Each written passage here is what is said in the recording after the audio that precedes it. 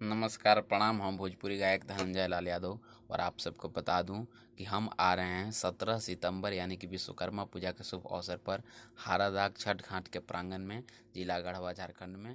तो आप सब भी आइए और भाई को ढेर सारा। नमस्कार प्रणाम। हम भोजपुरी गायक धनंजय लाल यादव और आप सबको बता दूं कि हम आ रहे हैं 17 सितंबर यानी कि विश्वकर्मा पूजा के शुभ अवसर पर हारादाग छठ घाट के प्रांगण में, जिला गढ़वा, झारखंड में। तो आप सब भी आइए और भाई को ढेर सारा। बोला बोला गढ़वा वाली गढ़ देवी मैया की। अरे जिया जिया, अरे जिया है टिंकू जी। देवी गीत में जय जयकार होखे लगा। अरे गर्दन कमाल ले रहा गर्दन।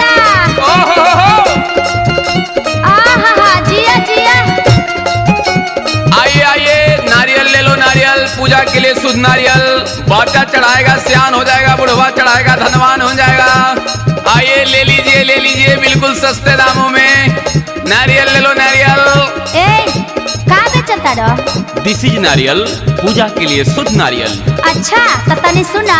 अरे बोला बोला गढ़वा बाजार में का बेचेला हो, प्रसादी माई के का राखेला हो। सब मिलेगा सब। बोला गढ़वा बाजार